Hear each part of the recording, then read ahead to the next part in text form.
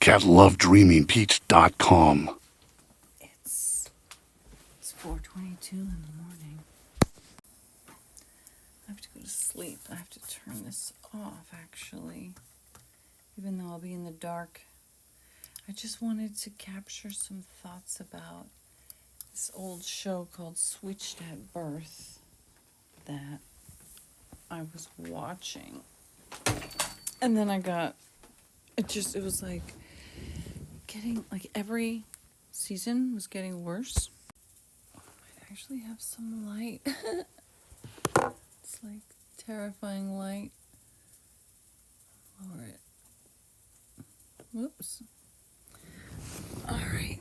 I'm on my blow-up bed, which now has a damn hole in it, and I have to keep pumping it up like every couple hours. It's annoying, very annoying. I'm just fixing up my bed. Putting my heating blanket on. So Switched at Birth. I think I watched the first season on Netflix. And then I realized it was on Hulu. It had like 5 seasons. So I got up to I guess I was watching season 4. And I just was like, I can't do this anymore. Like, it just got, like, literally every scene, every character, every storyline. It just went from bad to worse. Like, I started off being annoyed. Then I got really into it. And I was, like, really into it for a while. Even though there was still a lot of problems. And I'm like, these are, like, high school kids. Of course, it's kind of dumb, you know. But there were just some storylines that were just like offensive, really. So the main one that really bothered me, well, 2 of them had to do with Tank. So Tank was, he was kind of a nice guy, but he was problematic. Bay was having a class with him. He was a college student, and she was a high school kid taking a class at college. So there was that. Like, how old was Tank? They never mentioned how old he was. She was like 16. Wait, where's the damn light? So Bay is 16 years old. She's dating this college guy. Well, first she wasn't dating him. They were just taking a class together. Then he liked her, but she didn't like him. Then after she told him she didn't like him anymore and he felt bad, then she started liking him. And to jump back the season before that, I don't remember what season it was, but so Daphne, the other sister who was switched at birth, it was Daphne and Bay. So Daphne's 16 years old, and she's working at a restaurant, and she starts dating the boss. And the mom knows, the sister knows. Like, it wasn't until the dad found out that Dad, Angelo, who they killed off so fucking unnecessarily, when he found out, he went and punched the guy in the face. And then they do mention that he was on the chef guy's on probation, but I'm like, what the hell? All this stuff is happening, and like nobody says to her, you are underage. This is like statutory rape. Like, this is serious. And like they kind of mention the probation, but they never really like explain it to her. And then she's still all like obsessed with him, and like somebody kind of wakes her up, but they don't like wake her up. Like, girl, he cannot even, like, the whole time I'm screaming at it, like, you are illegal. Like, what the heck's happening here? Okay, that whole thing. Okay, so then Bay is taking this class at college, and nobody mentions, like, dude's probably got to be at least 19 or 20, right? And you're still 16. So, hello, again, another situation where statutory illegal. Hello, no, you get, like, why are you doing this? Why are you making this a storyline? Okay. And then this was something which I could not believe. So Bay cheats on Tank. So her and Tank Tank wants to do the ish. She doesn't want to. Then she does it with Emmett, her ex-boyfriend, who had cheated on her. And then she takes the morning after pill. And so her mom is looking at her laptop for something and sees that Bay had Google searched, where do I get the morning after pill in Mission Hills or wherever they live? And she then leaps to the assumption that Bay got it and took it. Okay, like you see a Google search and then you just assume it's a done deal. They don't talk to her. They just assume she did this. Then Tank comes to see her, and the father, John, just blurts out to him that the daughter did this. Like, what if he was abusing her? What if she was afraid of him? What if she didn't want him to know? What if it wasn't his and she cheated, which was the case?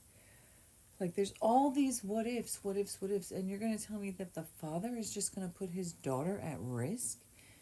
Do you know that pregnant women are, like, the most at-risk group for DV? And they just, like, casually drop this in, like, so the plot line that the father accidentally tells Tank that Bay cheated on him when he discloses that she took the morning after pill is more important to get that plot line in than to realize, like, wow, the father just, like, literally put her life at risk, and they just glossed that one over. Then Tank, who seems problematic because he's trying to pledge to this fraternity that's obviously problematic, like having a party where bring the ugliest girl you can find, so it's called a dog fight, he said.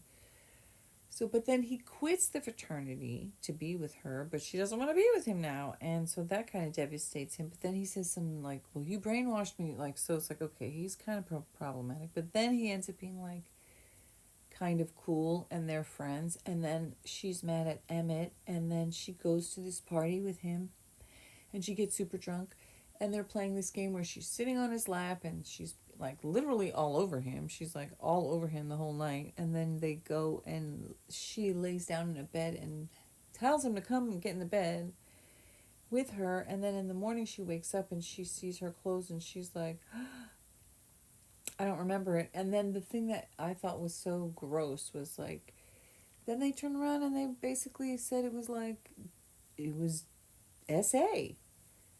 And they're like, well, she was drunk, but he was also drunk. But they're like, well, because she didn't remember. It was just the way they tried to go about it. It was like, like the fact that and then he got expelled, and then I couldn't finish watching because I was like, I can't stand it, but I find out that later, like, they see him at a restaurant, and he's like, I can't get a job. But the whole thing's like, I don't know, I just felt like it was so poorly written. Like, if you wanted to make Tank take the fall and be this bad guy, then they really should have had him be more clearly the bad guy. They really should have made it like, and I get it, sometimes women go, like, if you can't consent, you can't consent, but it's just a double standard to say, there's two people who are drunk, therefore you can't consent, and neither one of them said no. From the way they played it, it was like, he totally had the green light, and he even said to her, you woke up in this morning and you regret what you did because you cheated on your boyfriend, and now you want to say it was SA? And even the lady who was interviewing her said, is this regret? Or did you not consent? And she couldn't even barely answer her. Then, when Emmett, he was mad because he thought she cheated, but then then Daphne went to tell her no, she was raped. But then when he came to talk to her, she didn't want to talk about he didn't want to talk about it, and she finally forced him to, which was right, he had to hear her out, but she basically convinced him that Tank was a good guy, and that they both made mistakes, and it wasn't rape. But then Tank takes the fault. It was like, it was so poorly done. It was so poorly done. There were so many plot holes and so many GetLoveDreamingBeach.com. discarded. So many characters who just got discarded, like Wilkie. I mean, obviously Austin Butler. He's so handsome, so cute and adorable. He just got like a different role, and he could never come back. But it was like, you just like, he was one of my favorites.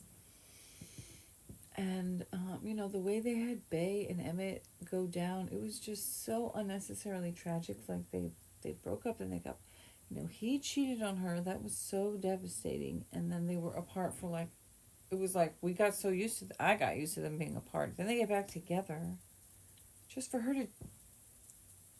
She didn't cheat on him. It's like, she was mad at Emmett. She goes to a party. She is laughing and drinking and sitting on the guy's lap and flirting with him and being with him all night and snuggled up on him and lays in the bed with him and is all over him. Totally green light, green light, green light, green light, green light. Then wakes up in the morning and it's like, oh my God, I don't remember. That's what I'm saying. Like, I've been through a lot of DV in my life. Maybe if I make it over here, it'd be better.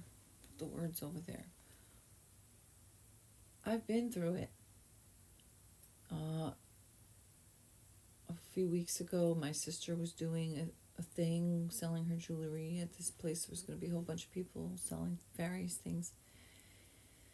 And she casually mentions, oh, by the way, so-and-so, I saw so-and-so here, like as a vendor. And it was someone who, I have not seen him in years. I'm trying to think when the last time I saw him. I don't know. It could be more than 10 years. Maybe less. No, I think I've seen him here. I don't know, to be honest. I can't remember. It's been many years. But, occasionally he would reach out. I would ignore him. And then, once in a long, long while, I would answer like I'm busy. The way I really learned how to just fucking like ghost him and block him and be like, nah, is because my wrong SP guy, the way he treated me. I was like, oh, I could do that to this motherfucker. And he was a friend. I mean, he was a friend. When I was 19 years old, my so-called best friend was friends with him. And she took me with her to a party that he was at. And that's how we became friends. But it was always kind of like problematic. And, I always kind of like, he's like an okay person, but he's kind of annoying. Anyway, when I was 25, there was a night where he was relentless. And for a while I was drunk. I was really drunk. And I think at the time when I finally, like, let him have his way with me, where I didn't say, well, I had said no. I had said no literally like 1,000 times that night. Like, no, no, no, no, no. And I felt so worn down. I was also so super unhealthy, and I was like literally staying at my sister's house for a week, deciding whether or not I wanted to break up with my fiance that I had just bought a house with. And that week turned into a year, and somewhere in there, I don't know how soon, after I was staying there. But anyway, he just kept pushing himself on me. I wasn't attracted to him. I didn't like him that way. I didn't want to be with him. But I also was an extremely, extremely traumatized person who had so many problems that all had to do with being SA'd as a young girl and not, like, completely having it blacked out, and all the other problems that came, after that. And so basically, anyway, I was going to go to this thing. I went to this thing, and I was so petrified of seeing him, and I was like, I haven't seen him in years. He finally stopped trying to, like, contact me. I feel like he finally got the hint, and, like, just the idea of seeing him, I was so rattled, and I started to, like, relive that night. And then there was another night where I'd gone to his house must have been, I don't know if it was like a couple of years later, if it was within that time frame. I feel like it was maybe close to that time. But I went there and he whipped it out, and we're like on the bed, and he's like putting it in my face, and he's like trying, and I'm like, stop, I don't want to do it. I don't want to do it anymore. I was like, it was a one-time deal, which I didn't even want to do anyway. And that's what I was saying, that at the time, by the time, because I remember it was like my sister's couch, and I kept trying to go out the door. I kept trying to get him to like leave, or maybe get him to go out the door, I should say. And then I just remember, I don't know if he like pushed me down on the couch. I guess he did. Like, I don't remember. It wasn't like violent. It wasn't any kind of like, like I said no 1,000 times, but when, like, at some point, I gave in. And I don't know, he pushed me down on the couch, but again, not violently, not in any way kind of violent. Like, there was nothing about what happened that I perceived at the time as grape. And even to this day, I would not say he raped me, even though I had said no, I don't want to. And I can't even say, oh, I was super drunk or anything, because I feel like it had kind of worn off at the time. But I was deeply troubled. I was so traumatized from so many other things that happened. So that's what I'm saying. Like, he absolutely pressured me. And he's someone that I don't ever want to, like, I don't ever want to see him again. He's also that guy, like, when if I saw him, he would always kind of give me a hug and like touch my butt, or like rub up against my boobs, or it's like something like, I don't want you to do that. I don't want to be touched like that, and I don't want to have to deal with that. And like, there's just other things, like there's various things about why I really didn't want to be his friend for a long time, and I don't want to be around him. Well, jumping back to this, Switched at Birth show, I just thought of like, if Bae wasn't, I mean, was she 18? Because at some point, like, well, maybe she was 18 by then. Maybe she was 18 and he was 19 or 20. I don't know. They never really said, like, what grade he was in. What year of college was he in? Was he in the first year of college? And she was like a senior? I don't know, like, they never talked about, like, well, it was statutory, or, oh, they never addressed the whole, like, well, if you're too drunk to consent, but they're both equally drunk, and his memories, it was all green lights, and her memories, like, well, I kind of gave green lights, like, like she literally convinced her boyfriend that she wasn't raped. So it's like, what the fuck? This show is so fucking, but anyway, it got me thinking about, I guess my own life situation. And I guess, if that's the deeper thing, like, if it makes you think, that's fine. I mean, ultimately, I did watch a lot. I watched most of the show, first 4 seasons. And I did like the sign language and the deaf characters getting to be, like, main characters. I thought that was super cool and interesting. And now just touching on the Blake Lively allegations against Justin Baldoni, and I'll say it again, I'll say it every time, if he really did do all the things that she claims, then obviously that's terrible and awful, and, but at the same time, I feel like men are so often abused and then accused and made to be the bad guy, and kind of like, I felt like they did that in the show. Like, Bae knew that Tank was in love with her. Tank was fawning over her all the time. Tank was like desperate to be, with her. And then that night she was like all over him, all over him, all over him. And it's like, how is it not wrong of her to take advantage of him, to lead him on, to be all over him, to be all touchy-feely, to literally lay in a bed with him, to kiss him, to give him the green light, and then it's like, but then she can turn around and say he assaulted her? Like, and I don't know, I just feel like men often are just immediately accused and assumed the worst. Like Justin Baldoni in real life, people are like, "Oh my God, he's a monster." Like, well, what's his side? Like, you just believe catlovedreaminpeach.com. allegations. Mofo You just believe one typos, yo. side's allegations Typos. without even waiting to hear from the other side.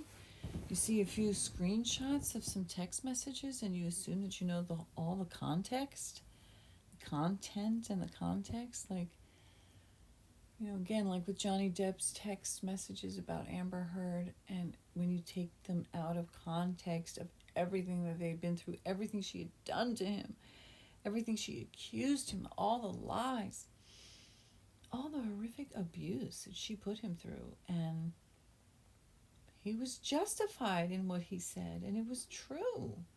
And it's exactly what happened. Kind of like Sarah Boone. You are begging everybody to see what a victim you are, but in Sarah Boone's case, in Amber Heard's case, the truth that was revealed was that you were a horrible abuser, that horribly abused someone. In Sarah Boone's case, she killed her boyfriend, probably ex-boyfriend at that point. It was like everything that went down, and she filmed it. Same with Amber Heard. She almost killed Johnny Depp.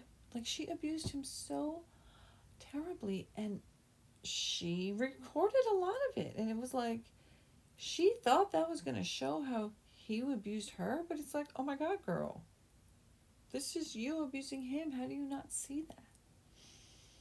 And, as far as Justin Baldoni, I mean, if he really did the things, he did the things. And people will say, hey, he did the things. I mean, there was one of his podcast mates, the lady, last name Plank, she dropped out of the podcast today. And when I read that, I thought, oh, maybe there's truth to it then, because if she's not going to back him up, then, that's not a good sign. I thought if she backs him up, if the other people he's worked with in the past come out and say, hey, he's a great guy, I worked with him for years, he's a wonderful, safe, respectful person, maybe they will. Maybe there will be people coming out and saying those things. Maybe she didn't drop out because she thinks he's guilty, but because she's in the hot seat. I don't know, I'm not going to assume it automatically means he did the things. But it absolutely doesn't look good. I'll give you that. And but at the same time, I want to hear his side of it. I feel that there are the majority of things that we do in life, they are controlled by these rich white guys. And then if it's not rich white guys, it's just men.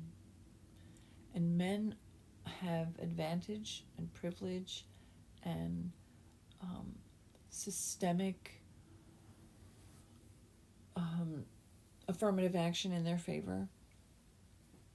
This country was literally built systemically in their favor. But there are a few areas in life where men get shafted. And I feel that a lot of people kind of take this stance of like, believe all women. I believe her. She said it, therefore I believe her. And it is true that the percentage of women who lie about these allegations is quite small. That is true. It is a very small percentage. The majority of allegations are true. But, and I have some unique sympathy for certain men, because my biological father, who was the most gentle man, was wrongly, falsely accused by my biological mother. She claimed that he SA'd us, when in fact it was her behavior and the men that she had around, and the man that she said she lied and said was my biological father when he wasn't. And she knew it. My dad knew it. That guy didn't know it. He found out when they had a paternity test when I was almost 5 years old. And they were fighting for custody after she dumped me and my sister in a foster home for a month, almost a month, and then my biological dad and his wife, my mom, came and got us when they finally were told where we were by a friend and the fake dad guy. And that's when they took us to court, and she eventually took us to court. Not right away. But anyway, that's when they found out. No, that's when the fake dad guy, who I also think was my main perpetrator, found out, oh, you're not her biological father. And anyway, so she knew, my biological mother knew. My dad didn't do that to me. It was her lifestyle as a sex worker, and the guy that she lied and said was my dad, who was put me to bed at night and do the thing. And she falsely accused my dad, and it came out. It was false, but it destroyed him in a lot of ways. I mean, a lot of things destroyed my dad. That was one of them. And my relationship with my dad was so damaged because of my biological mother in so many ways. And that part, I think, killed a lot of the affection that my dad and I could have had. Safe affection between a father and a daughter. I think that he never shook those false allegations in his consciousness. Like, he was so destroyed at the false allegation that he was never able to be, like, genuinely affectionate for more than, like, a moment, just a brief hug, peck on the cheek. But I really didn't get a lot of affection growing up. And so anyway, I have a unique perspective, and there are so many people, men and women, who will automatically jump to assuming a man is guilty of the allegations. And as an HSP, highly sensitive person, empathetic, I don't like to call myself an empath because I feel like there's so many, like, negative connotations around that as well. And a lot of mindsets that people cling to, like, oh, you gotta watch out for the bad vibes and the vampires and shit. And it's like, no, honey, it's not because you're an empath. It's because you don't have any boundaries, and you're not emotionally intelligent, and you're like codependent. Like, there's a lot of things that might make somebody be susceptible to energy vampires. It's not because you're an empath, okay? But whatever. A lot of times I feel like I get an insight, I get an instinct for, when something's off. And of course, I can be wrong. Like in this case, Justin Baldoni. I mean, he's a beautiful, gorgeous, sexy actor. Apparently doesn't make you not somebody who would do it, Like, there's lots of sexy actors who, they SA people. And maybe he really did. And if he did, it's terrible, and his career is going to be over. But what I hate is to see a man be destroyed by lies because a woman is vindictive and hateful. And I know that is the small minority of women. But sometimes them bitches be out to destroy you. So I just want to know, the truth. Like, did he really do? It's, almost all of it is like, she said he did these things in these situations where it's like, it would have been just him and her. Like, I want to hear him come out and say, that's not true, it's a lie. I did not walk in on her. And again, it's like, if you're breastfeeding, why don't you lock the fucking door? Like, I don't know. I'm not blaming the victim at all. I'm just trying to see who is the real victim. That's what I want to know. I don't jump to believing something just because somebody said it. Let's hear. If the evidence comes out and everybody's like, yeah, he did that shit. Then God yeah, love So it's the dreamingpeach.com. morning, and I had a few things to add to these thoughts. Justin Baldoni's team responded. Let me turn on my lights.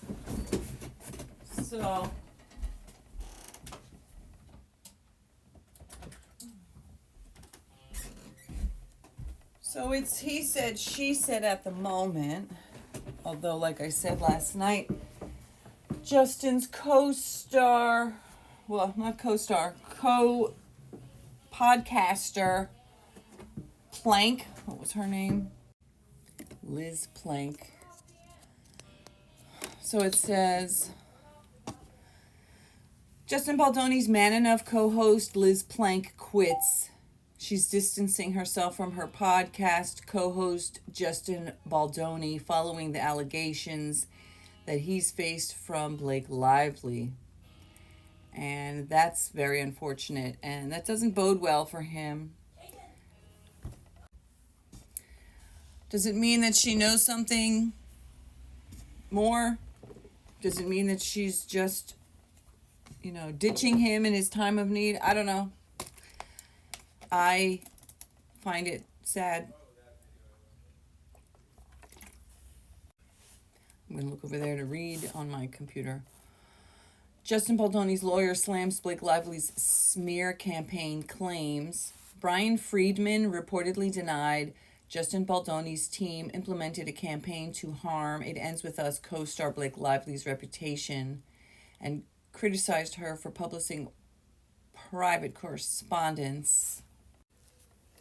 Quote, Tag PR operated as any other crisis management firm would when hired by a client experiencing threats by two extremely powerful people with unlimited resources.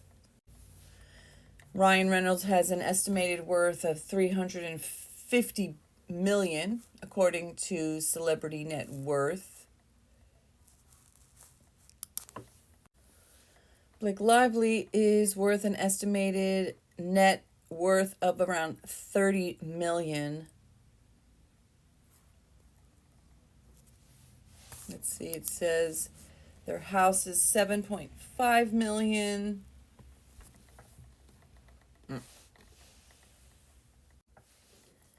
In the movie It Ends With Us, Blake Lively earned the most amount of any of the actors, earning around $3 million. And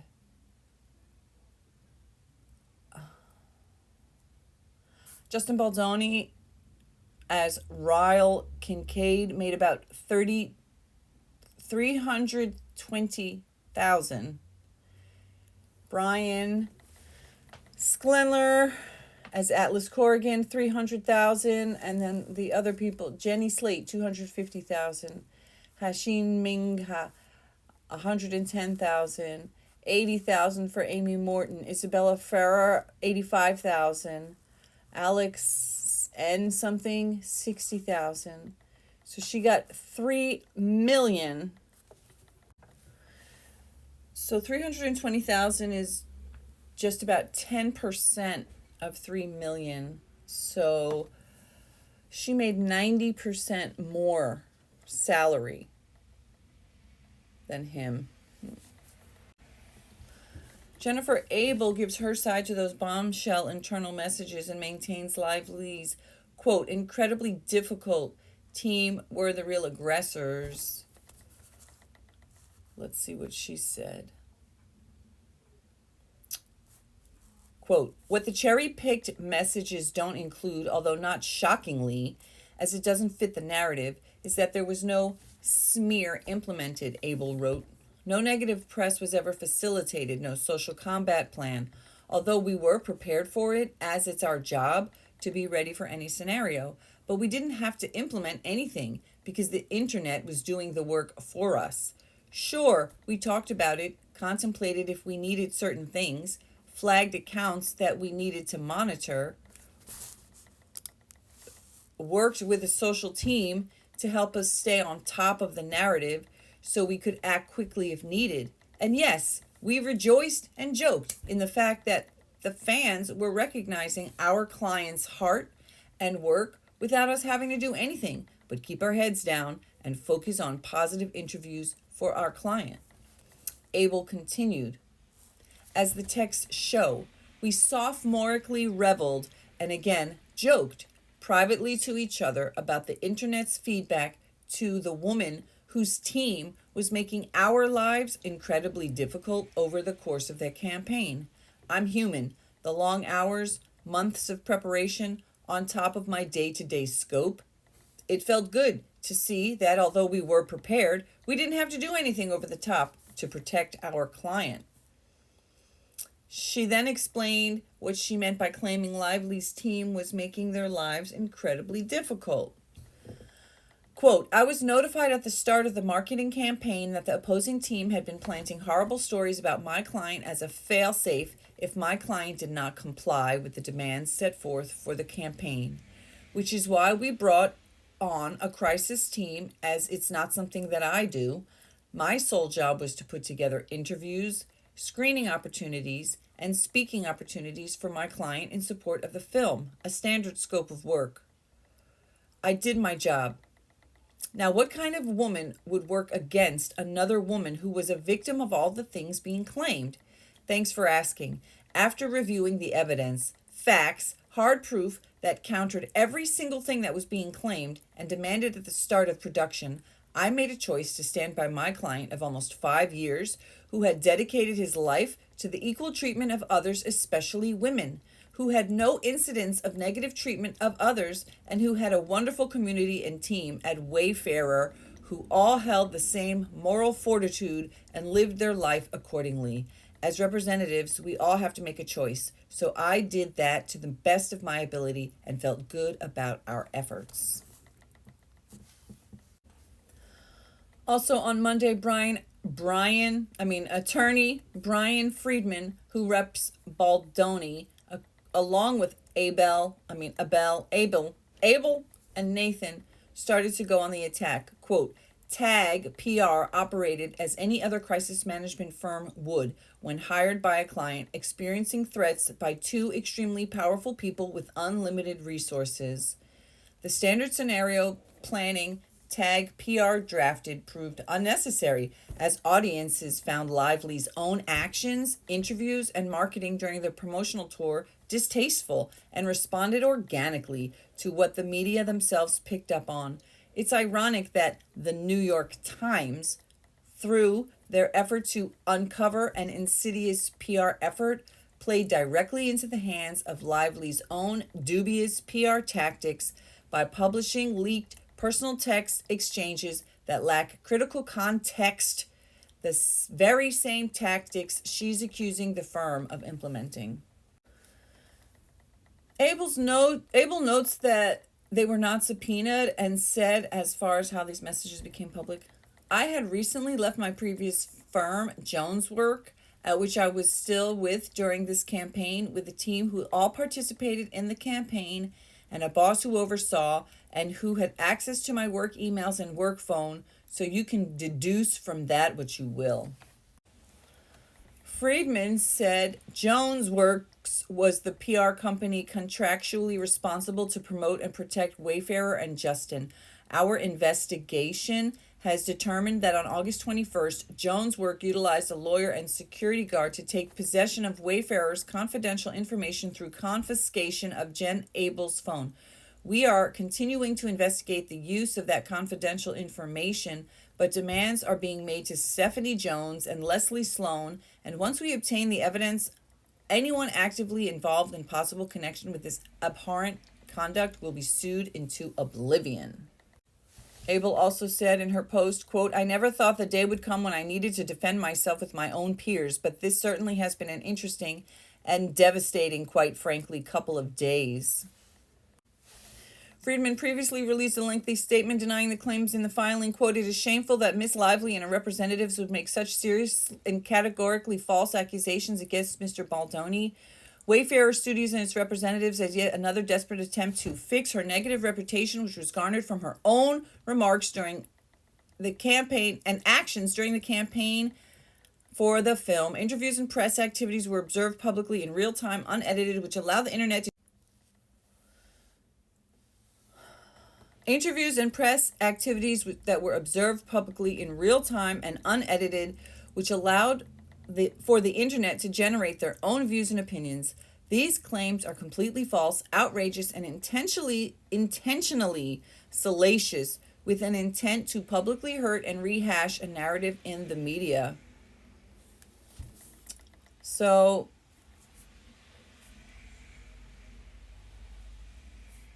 yeah, obviously both sides are going to defend their positions, and let's see. Allegedly compiled by Tag PR, Nathan's agency, the document prepares, quote, several potential scenarios.